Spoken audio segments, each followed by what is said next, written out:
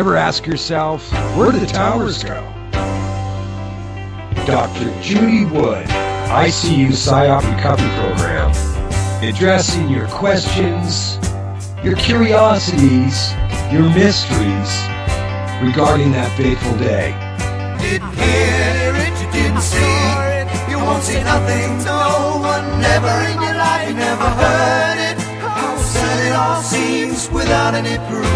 You got far. You didn't hear it, you didn't see it, you never heard it, not a word of it, you won't see nothing, no one, never tell a soul what you know is the truth. ICU Psyop Recovery Program, the character-driven production on Guerrilla Media Network. If you can handle the truth, tune in.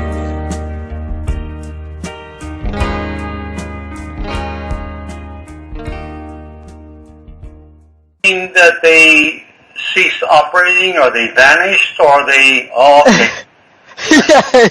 Wow. Something happened to that car. We don't know exactly what it was. Yeah. And these flopped over, window frames.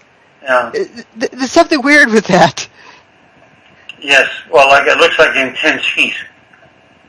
Yeah, in some ways, but in other ways, we'll see that doesn't quite add up either. Why isn't the gas tank, gone poof? And you got a rubber tire there that's in good shape. Of course, it probably used to have a hubcap, maybe not. Yeah. Yes. But the front one is like right down on the pavement. Yes. Okay. Which is an interesting phenomenon there. Mm-hmm. So you probably have some steel belting left, but no rubber. Mm-hmm. And rubber's a good insulator, isn't it? Yes, indeed. So then we have the right side of the car here. Well, we'll look at you got this abrupt boundary. I call this the wax spot car because it looks like it has a new wax job in the back end, off the showroom floor. Just glistening. And notice the inside is completely toasted. Yeah. Abrupt boundary. Yes. Yeah. Now, if you have some rip-roaring fire going on in here, is it going to be lapping out around the door if the door was open? Mm-hmm. If the door is closed, how do you explain that? Mm-hmm. Also, the inside of that door, we'll see later, is completely toasted, too, on both the front and the back. But if there's rip-roaring fire in there, then you have this nice hot grill up here. So why aren't the polycarbonate lights melted? Doctor, are you familiar with, what the devil's her name? Sorry, I've had a lapse of memory. Jean Dixon. Nope. The famous American clairvoyant. She was the president of 4 different U.S. presidents. She was recognized internationally, more than you are, recognized for her clairvoyancy, her powers. And she, for example, in her book, which I think was called Stranger Than Fiction, she describes scenarios where you've got a perfectly normal home and where a person had been sitting in an upholstered chair. Suddenly there was a scorched outline of the human body in that chair, but everything else was totally pristine condition, which is similar in looking at that car, where you've got a pristine rear end or the back end of the car with a shiny outside, where inside you've got this suddenly burnt out, what looks like burnt out attacked interior. It's quite a similar parallel, if you like. Right, yeah, exactly. And so if you have it in that little triangular window there is still in good shape. For sure. But we'll notice that there's not even a trace of the seal of the windshield. Yes, yeah. And if we look at the other side of that car, and this was an aha moment for me, because you start looking at this, is it masked out? It's a blow-up of that. It looked like you're dodging some spot of the photographic exposure in the darkroom. Mm. But fire doesn't work that way. It isn't black and white with no shades of gray in between. Yes, yeah. And again, you have grounded out on the front, and then up on the rubber tire in the back. Yeah. Also, the trunk lid popped open. I found this trend where the door latches and trunk lids, latches seem to release. And seem to, like whatever it is, likes to eat that material. And there I call the swamp up in here. Let me get my magic marker out in case I want to make it go. Let's see, what's a good color? Do green. Whoops, it's a pencil right now. There we go. And then you have the toasted car park. They just spontaneously combusted or appeared to there. The ones we're looking at are down in this region. For some reason, it didn't get the right color. It turned yellow, so there has that color. So there we go. Get my crayons going. And the South Street Seaport down there, there was a first responder that saw a car appear to go to spontaneous combustion there, and it's a fireball rolling down the hill. He thought maybe it got loose from the World Trade Center, went down, and hit the car, and that's why the car caught on fire. He couldn't think of anything, any better explanation. And people try to come up with explanations. That's human nature. But the most interesting one I found here is this EMT in the ambulance driving across the Manhattan Bridge said you could feel the heat from the bridge. Wow. Incredible. And yet you couldn't feel it. You couldn't feel it in the building itself. And you couldn't feel it, and the paper wasn't burning anywhere in between. Yeah. So there's something else going on there. Yeah. So what we'll do is we'll go live. I'm just going to do the opener, and then we'll just go live a couple of minutes early. Okay. Okay, so I'm going to transition. So this is about a minute, the opener, and then we'll just go. We'll be live after that. I'll give you a 10-second countdown so you know. But you guys can let's just talk amongst ourselves for a minute. Okay. So this is what I refer to as the toasted cars. And it's something that no one else seems to be talking about or has talked about. I've been talking about since 2005. And collected about every toasted car picture I can find. There were those first ones, like the wax spot car, was found here. I don't know where it was toasted. But we do have, eyewitness testimony of cars toasted there. And we have the information of the EMT driving across the bridge. 15 seconds, just so you know. Okay. And we're at 10 seconds. Well, it's definitely an energy device of some sort. Right. Yeah, that becomes quite conclusive. That's why I just leave it real general. We're just talking. We've already started in, and for anybody that's in the room with us, we are carrying on where we left off yesterday. Actually, we've gone a little bit farther, and we're talking about toasted cars today. We're here with Captain Jerry Flynn. We're calling him Dr. Jerry, who's here with Dr. Judy, Dr. Judy Wood. I'm going to say hi to both of you, and you can say hi back, so we know you're there. Hi back. Hi back, that's good. Hi back. I just do what I'm told. Well, you're a military guy. That's right. There you go. So, Jerry, if you want to just give a little synopsis of who you are again for the audience, that would be great, and then we'll go from there. Well, very briefly, 26 years in the military, 22 plus in the arcane worlds of electronic warfare and signals intelligence. I ran as the operations officer in 2IC. I ran probably Canada's largest intelligence gathering station. I was also in National Defense Headquarters in electronic warfare. I worked with NATO, but primarily with national forces, working closely with the Americans and the British. And that's about it. That's it. Yeah, just a small little career of 30 years. Yeah. Okay, well, you're going to be in for some interesting information tonight, so I'm going to just pass it on over to Dr. Judy and let you proceed from where you've left off. All right. So, I'm hoping you can recognize what it looks like when something goes wrong with electronics. So this I call the swamp. You'll see why. But it's West Broadway. vehicles, where the blobs are, that's where I found toasted cars. It doesn't mean there weren't any in between, just I don't have any pictures there. Okay. And this string of them here, it's like for several blocks. See why it's called the swamp? Yeah, of course, yeah.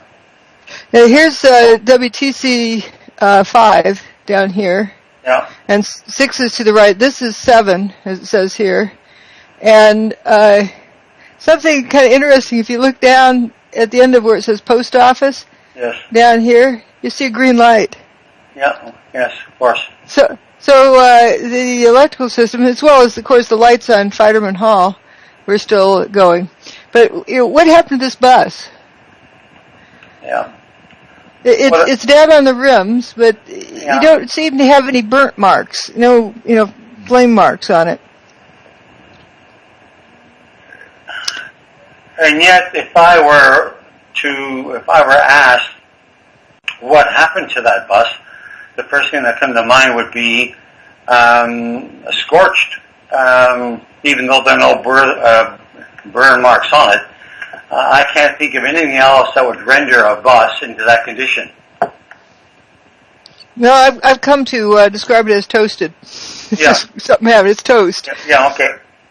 And so, something happened to it, but you don't see any obvious flame marks. No. On it. It doesn't look really charred. And this even looks like, plastic had melted up there. Mm-hmm. And what's interesting about the car parked right behind it, it looks like it's got rust on it, instant rust. Mm-hmm. And Building 7 met its demise at around 5:20 that day. Mm-hmm. So this is still, early in the day. Mm-hmm. This is a video just of the guy talking about the toasted bus and so forth. Yeah. I don't know if we need to. I don't think it wants to. This video doesn't want to run. That's all right. Oh, there it goes. Melted tour buses, melted cars. The cars that were right down there, it was just unbelievable. They were twisted and melted into nothing. The debris is just unbelievable. And then you can see fire trucks and police vehicles that were down there early. That all their windows, the windshield are completely blown out. Must have been from when debris dropped. But even more jarring, I think, is this scene right here. Look at these two cars placed on top of one another. I think when you think about the impact that these planes must have had, it's hard to visualize it because everything melted. But here, at least you have some remnants. You have literally an engine that is melded together with other parts of the car. Moving over, you've got another car they moved here. It looks like it's been through a war. You can see the papers, all the burned out papers from the building. You see the soot and the dirt, and it just shows you how devastating this blast was. Look across the street there. You've got a Con Ed truck that, some of the Con Ed people now looking at, examining, trying to figure out which truck that actually was. But that truck, too, in terrible shape. So while many of the items, the steel, was literally melted. People who have been right down next to the base of what was the trade towers say there's virtually nothing left. Maybe a few flights of stairs. Yeah. So here's the next video. What's interesting is, let's see, apparently we skipped one. Okay, there's flip cars, and there's toasted cars. I was noticing this trend. Yeah, still have leaves on the trees here, but the cars are flipped. Yeah. And this one does have a burnt roof, but the rest of it doesn't look too bad. But you can still read the sign on it, too. Yeah. And this one, it's upside down. It looks like it's, from the showroom floor, as far as we can tell. Mm-hmm. And this is a video. You're going to notice these things.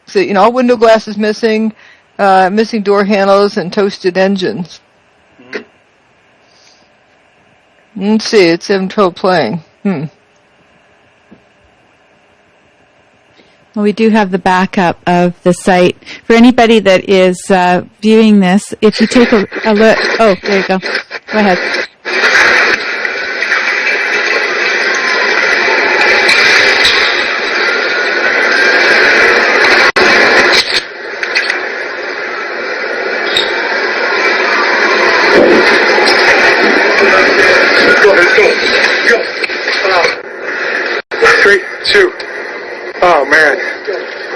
more debris falling from a nearby building, the World Trade Center. We're West Broadway and Barclay. Very difficult to breathe here, but look around. This must have been ground zero where this thing blew up. Car after car after car, buses, completely obliterated and burned straight down to the steel. Behind me, there's just missing windows, completely missing, and door handles is a theme. And here's an assortment. Did we? No, it's the right one.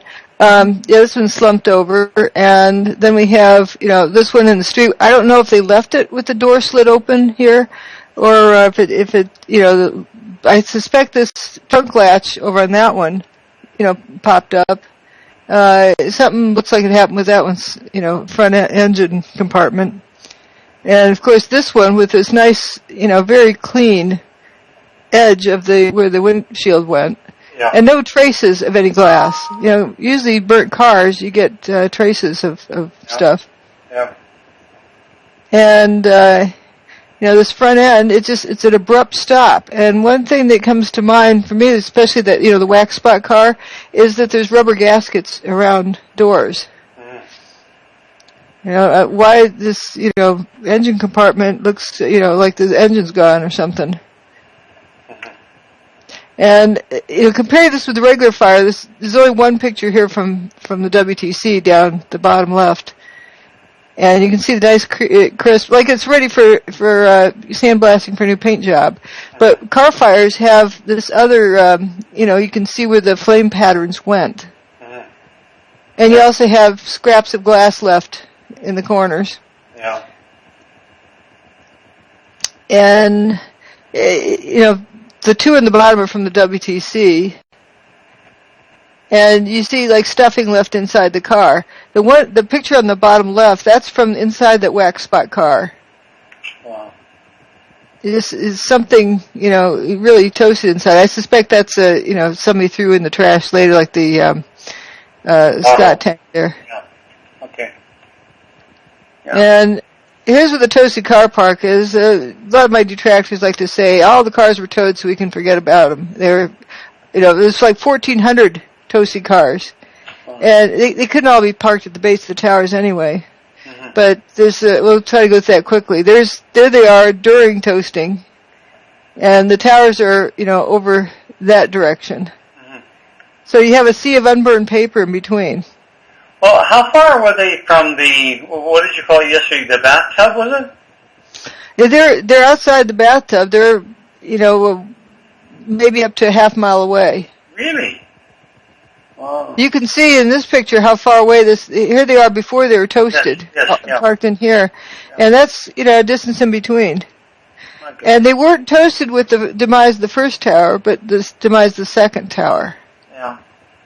And here's a closer picture. Now there's a black car down in here. We'll see it more closely. I thought it was a white car until I found this picture. There it is again.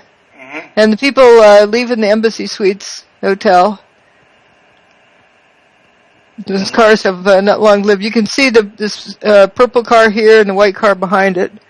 And then a whole bunch of them in a line here. These guys all get toasted. Okay. There they are. Okay. Why those? Just wrong place, the wrong time. And these two here are still okay. Yeah. Now, weird fires. Like we were saying before, hot things glow, but not everything that glows is hot. Mm-hmm. And the best example I can think of is a fluorescent light bulb versus an incandescent light bulb. Yeah. And so, let's see. Here's again the swamp. That's where we're going to go look. Yeah. And we have Patrick Connolly, a firefighter who comes out of Building 7. And when the dust cloud went up, it blocked out all of the sunlight, so you couldn't even see your hand in front of your face. Mm-hmm. So he comes out of there and says, well, he couldn't see anything where he was going, and thank goodness the car in front of him lit up because then he could see where he was. Nice. Another EMT said that her coat, looked like it was on fire, and she was a human flashlight, so she could see where she was going. She didn't describe having any burns. Uh-huh. And this also has a peeling paint job on that vehicle. But so he walks up. There he comes out. That's the door at point A, and he walks up the street and turns at intersection C and goes over to intersection D. And as he walks up, he says the cars were lighting up as he passed them. But comes another question for you. Did the burning debris coming from the towers just happen to land only in the canyon and not on top of the adjacent buildings? And you can see that the swamp lasted right up to about that intersection E. Yeah. And it wasn't the trees or the signposts or anything else, just the cars. Yeah. And here's some firefighters. And they're going for a lunch break. Doo-doo-doo. They don't seem at all concerned about cars blowing up. Incredible. And lots of unburned paper around over in here. I believe that's the bus toasting. And here's it looks like glowing paper, and then you have the aluminum cladding from the building. If that's remember that Burger King I spoke of that was right across the street from the missing building 4? Yeah. This is the other direction at that same intersection. Just to the right is the Burger King. Yeah. And so aluminum melts at around 660 centigrade, a little bit lower if it's an alloy. So if aluminum's this hot to glow, because the temperature is the color. Because you look inside of a pottery kiln and everything's the same color. So if it's going to be 1200 degrees, it's going to be a puddle if it's glowing. But then we end up with another problem because they're a little bit behind. Because if it's glowing and it's still rigid, it's not glowing because it's hot.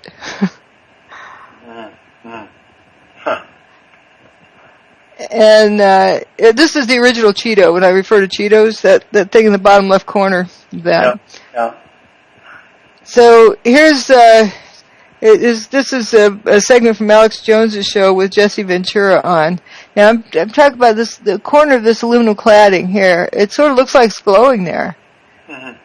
I call these Cheetos. They look like the shape, but you're not going to confuse those with snack foods. But there's something weird going on there. There's little, squiggly glowing things. Have you ever seen anything like this in your work? No, not at all. This is something like it's extraterrestrial, for goodness sake. We have the videotapes. The firefighters reporting molten metal like a slurry or a steel mill or a volcano. Those are quotes. Giant pools. What about the pictures of them dragging oxygen hoses all over the steaming supposed hot metal? If it were that hot, you wouldn't dare do that, would you? Well, we do have the infrared photos of the molten metal. Well, again, what melted the metal?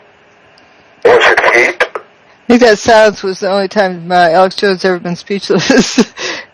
But anyway, here's this USGS map, and this is often referred to as evidence of heat. But we know this can't be registering heat; it's registering something else. And here's point F. Point E. Here's point E.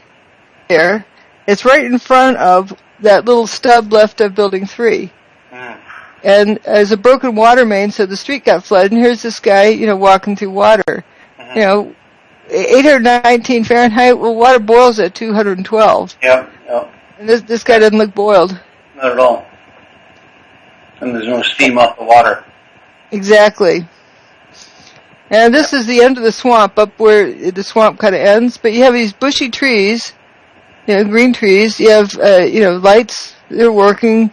They're, planted in the ground. But you have these engines. It seems like whenever something grounds out, it stops. And it started seeming, why all the toasted cars and not toasted buildings, not toasted trees? And to me, it seems like if, that something is building up a charge from the environment and it can't discharge fast enough, it might start toasting. Yeah, well, those trees are terribly incongruous. Yeah, right over the toasted vehicles. Yes, yeah. And as well as the paper. Yeah.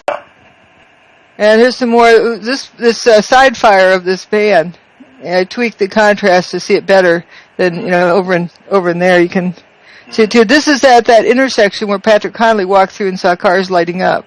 Mm-hmm. So you may have seen these ones going. And see if, the glowing Cheetos on the ground, whatever those are. Yep. And this is, during the cleanup, they had some also apparent spontaneous combustion, but it was around the vehicles. You can see that it just, lights up. Now that's not hot. That's not steam. Because they have hydraulic equipment working. And that can only go up to like 82 degrees centigrade. Mm-hmm. And so they wouldn't have it parked on top of, a grill, barbecue grill. So there's something else going on there. But it appears to be spontaneous combustion. Uh-huh. But it's not hot. Now these gals, we're told that the steel-toed boots were melting. Really? And after a couple of hours. Go in and out of ground zero up to 10 times a night, often until 2 in the morning, delivering whatever it is rescue workers need to do their jobs, like the ones working in the hotspots. Steel-toed boots is one of the biggest things. Steel-toed boots? Steel-toed boots. Out, still on the rubble, it's still, I believe, 1,100 degrees. The guys' boots just melt within a few hours, and they're burning their feet. She's not a material scientist. Mm-hmm. But 1,100 degrees, I mean, you can't walk across your barbecue grill. And if my steel oven is melting, the turkey inside is more than well done. Yeah.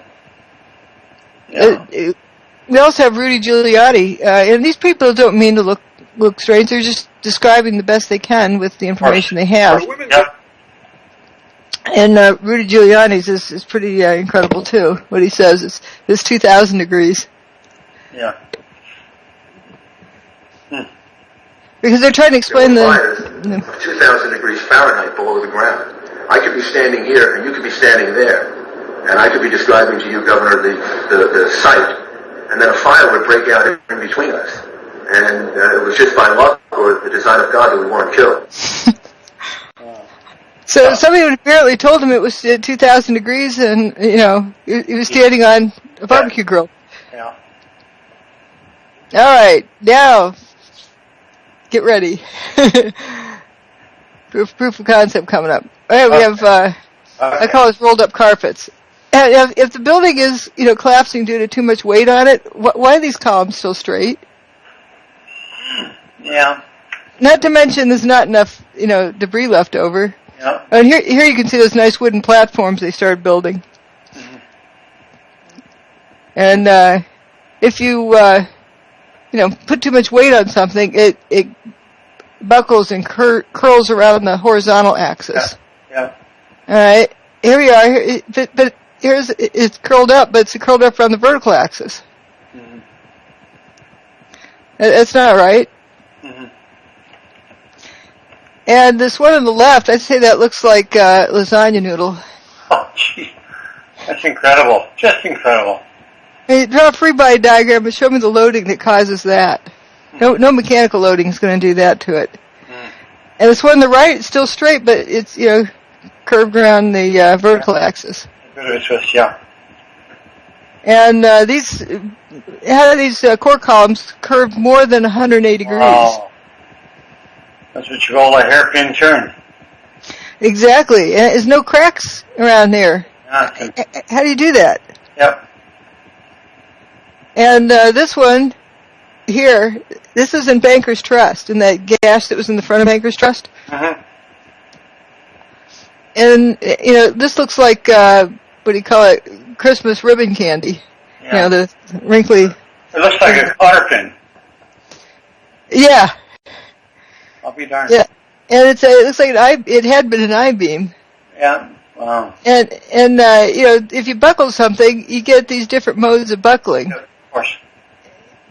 you don't get the wrinkly thing. So here's the proof of concept here. It's just a taste of it. There's this lasagna noodle on the left. And one night I was up roaming around the internet and happened upon somebody's blog where I found every single one of these phenomena repeated with the same mechanism. And this thing on the right is it's a molybdenum, solid molybdenum bar about 2.5 or 3 inches in diameter. And notice it doesn't have any cracks in this curve. It has some little wrinkles there, but that's not what you get with mechanically bending something. Especially Molly. Right. And I want to go visit this person. Right? So I write to them and I send them this picture, saying, "Does your neighborhood ever get to looking like this?" Because supposedly, car alarms go off in his neighborhood. The next door neighbor's pictures fall off the wall and things happen. So we have Yogi agrees. We have this toasted SUV here, and then right in front of it, parked in the right place except misoriented, is an untoasted car. One of the characteristics of what this guy does is that he gets either lift or disruption, not both. And also notice all the marble is gone. But there's no stab wounds in this building. This is WFC1, World Financial Center 1.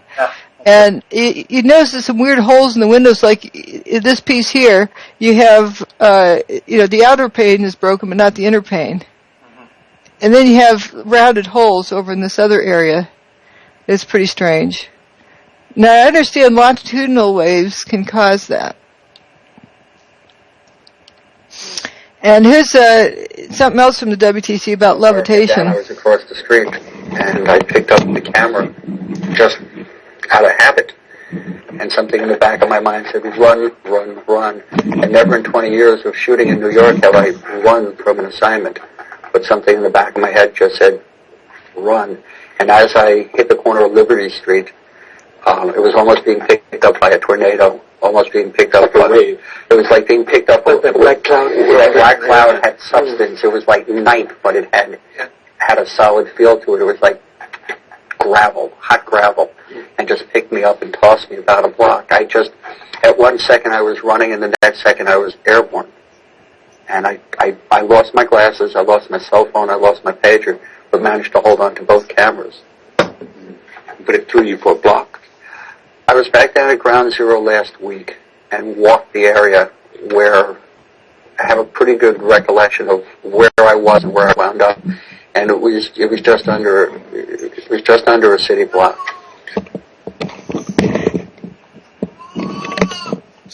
Wow. It was this blast of warm air. It wasn't hot. It was warm. And it picked me up and threw me up against the wall of the building I was. You were picked up off the ground. Physically picked up off the ground. I remember an explosion. At that point, I got knocked out. I don't remember anything. Then I got up, and I... We got a hungry character here. So there's evidence of, the type of levitation going on.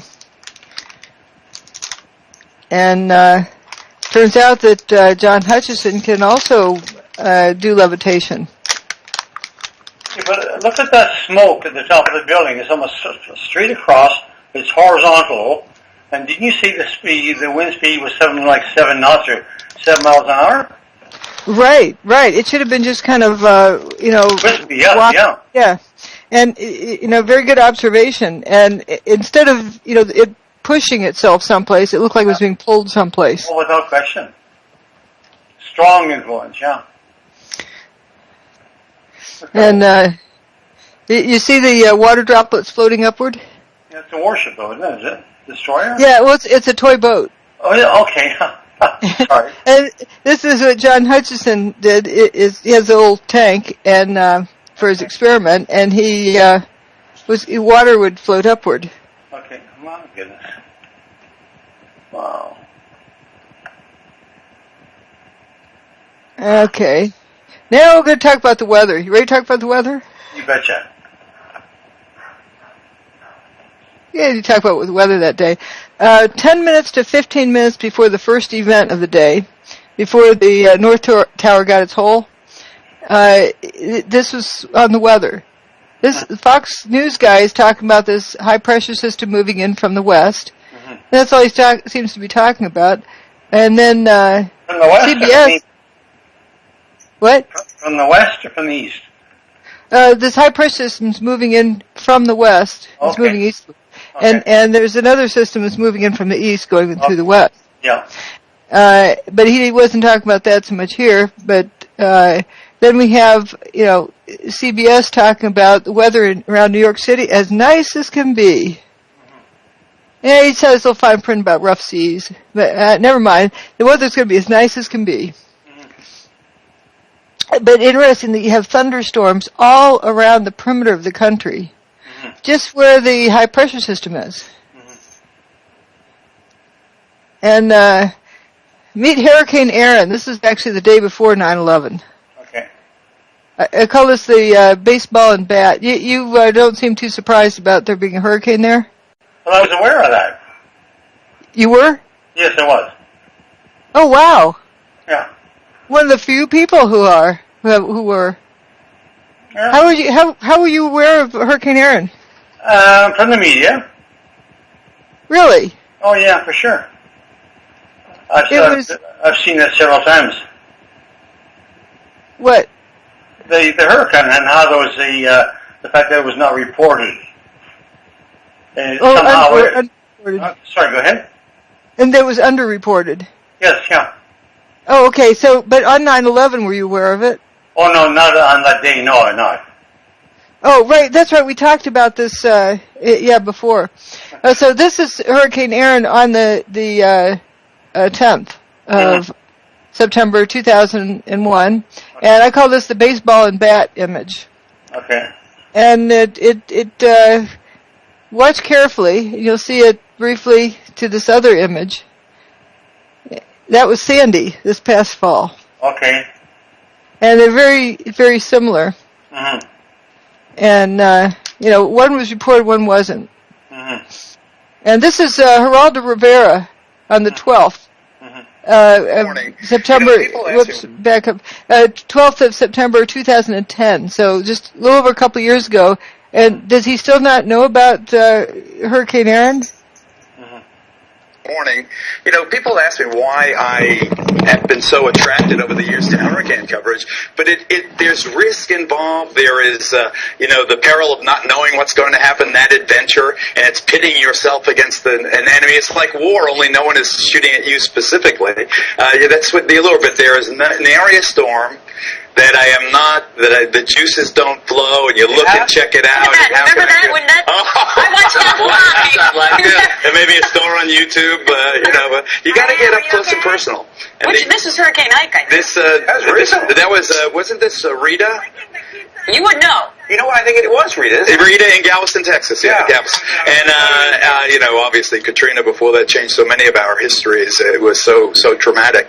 And it's one funny thing I think of if only a hurricane had come on 9/11. Remember, they didn't know how to use instruments, the terrorists. They took off in Boston, right. And they literally, after they took over the aircraft, they steered by line of sight. And it was that crystal clear September day. Sure was. And if it were only one of these weather days, history would have been rewritten. And I think about that a lot now, and especially this time of year. So, we're the peak of hurricanes. Yeah, you're celebrating 40 years? 40 years, imagine that. 40 years. 40 years. And, longevity has its own revenge. I've outlived like 15 generations of TV critics. Yeah. They all predict. Nary a storm. Yeah. Yeah, incredible. And, well, I don't know about that. Here again, you're asking us to deal with the fact that I'm not aware of. I never heard about flames or fumes. Fumes coming out of a building. I'll tell you what, let me go to Steve in Florida. Steve in Florida, you're on the air. Go ahead, please, with Dr. Judy Wood. Hi, Judy. Thank you for taking my call. Am I loud and clear? Yeah, you are. Go ahead. Judy, you have misrepresented the facts concerning Hurricane Aaron. I live here in hurricane country, Florida. I track all the hurricanes. Aaron hit Corpus Christi, Texas, 15 August 2007. Your opinion concerning 911, are not consistent with the facts provided on 911 ripple effect, last man out, Richard Gage's blueprint for truth, loose change final cut, Zero, an investigation into 911, and many other video documentaries. I don't know what planet you come from. Okay. I guess he's gone. I don't know what happened to Steve. As for Hurricane Aaron, they did not retire that name. It has been used several times. It was first hurricane, I believe, of the 2001 hurricane season. All right, let me go back to George. George, ask her one question that you would like to get answered. Well, I don't think MIT does much in conspiracy theory, especially at those levels. Is that a question? We do talk about... I'll answer that one question. I'll answer that one question. I may ask my question. I remember 9/11 very clearly, and you talk about Hurricane Aaron coming and having some effects. And I do recall almost every picture, in fact, every picture I've seen of New York on that day, the sky was blue. Clear blue, not a cloud in the sky. If you go and follow the track... do you have a question, or no, wait a second. Okay, he's asking the question about obviously about the hurricane. I never heard about the hurricane. This is hurting, I think, the situation because we can't verify some of your so-called evidence here. I mean, I'm trying to. I'm wanting to. Well, it's also that we're saying hurricanes are things that are documented. Yeah. And if you have it documented and nobody else does, then where did the National Hurricane Center has it documented? That's pretty good evidence of it being underreported. Yeah, were the satellite, like the weather satellites, functioning at that time? Yeah, this image is from one of the weather satellites. Really? Okay. The reason why I found it, you know how that picture with the dust going up and up and up? Yes. Yeah, I wanted to see how far up it went, so I thought, okay, let me go see if it shows up on the weather satellite images. So I found them and I went, wait, what's that? Yeah. And actually, you can see it if you look closely down in here. You can see right below that inner circle. You see a little vertical line. That's the dust coming off of ground zero. Okay. Well. Okay. It's not a lot. So here's the path of Hurricane Aaron. It was the longest-lived hurricane of the season and the first major hurricane of the season. I think, it was the first one that got to first storm that got to hurricane status for the season. And it's like it was on a, runaway train on tracks until it got down to the corner and screeched around the turn. But it stayed hurricane status. Where the word turn there implies that it hit something like a weather mass or formation because it's staged right. Yep, but it didn't get it broken up. This is a very, very strong storm. Yeah. And they knew this high pressure system was moving in from the west. And they thought it was going to turn on, the little notes they make up, the text messages from the Weather Service that the various folks get. They show that they thought on day one it was going to turn around. Because the high pressure system. Then on it didn't. And on day two they thought it was going to turn around and it didn't. And on day three they thought it was going to turn around and it didn't. Day 4, they thought it was going to turn around, and it's a good thing it did because, the outer bands were right at the end of Long Island, and it was actually raining over Cape Cod. And this is, except for the red arrows, I'm just pointing out the thunder here, that's what was shown on the left, what was shown on the TV set 10 minutes to 15 minutes before the North Tower was hit. And on the right, it shows where the hurricane was at that moment. And one weather guy said to me, how much effort does it take to click on the icon to put a hurricane on the map? Yes, yeah. It's astonishing that the hurricane acted as it did, given what was going on in the city. Yeah. Is it a coincidence? Oh, I don't think so. I think you'd have to say that the hurricane behaved the way it did because of what was this extraordinary phenomenon, if you like, that was occurring in the city. Or is it one because the other one, or was one a participant in the other, or were they both coincidental? Yeah. I don't answer that, but it does cause you wonder that can they be 100% sure that exactly when that hurricane's going to turn around? that they don't even tell people, it's a voluntary evacuation before it becomes mandatory. Like with Hurricane Rita, it was, headed towards Houston. First it was a voluntary evacuation. And then as it gets closer, then they decide if it's going to be a mandatory evacuation. And you can't evacuate very many people from Manhattan at once. That's right. Unlike, in Houston, people can go in all directions out of the city. But in... on the coast, you can't. Right, especially on an island. Yes. And so that becomes a big question in my mind. Okay, how can they be that sure that exactly what, is whether that predictable? But if it was that predictable, why were they predicting it each of the days beforehand? And also, there's an airline attendant who contacted me after he saw the hurricane on my website and said he was totally unaware of it. Morning. People ask me why I have been so attracted over the years to hurricane coverage, but there's risk involved. There is, the peril of not knowing what's going to happen, that adventure, and it's pitting yourself against an enemy. It's like war, only no one is shooting at you specifically. That's what the allure, but there is an area storm that the juices don't flow, and you look and check it out. Look at that. Remember that? When that? I watched that live. That live too. And maybe a store on YouTube. You got to get up close and personal. And this was Hurricane Ike, I think. That was recent. That was wasn't this Rita? You would know. You know what I think it was, Rita? Rita in Galveston, Texas. Yeah, Galveston. And obviously Katrina before that changed so many of our histories. It was so traumatic. And it's one funny thing I think of if only a hurricane had come on 9/11. Remember, they didn't know how to use instruments, the terrorists. They took off in Boston, and they literally, after they took over the aircraft, they steered by line of sight. And it was that crystal clear September day. Sure was. Beautiful. And if it were only one of these weather days, history would have been rewritten. And I think about that a lot now, and especially this time of year. So are you we're the peak of hurricane season. Yeah, you're celebrating 40 years? 40 years, imagine that, isn't that 40 years in the business. And, longevity has its own revenge. I've outlived like 15 generations of TV critics. Yeah. They all predicted I'd be done in a couple of weeks. Well, do you still get... Everyone has those stories, right? Oh, yeah.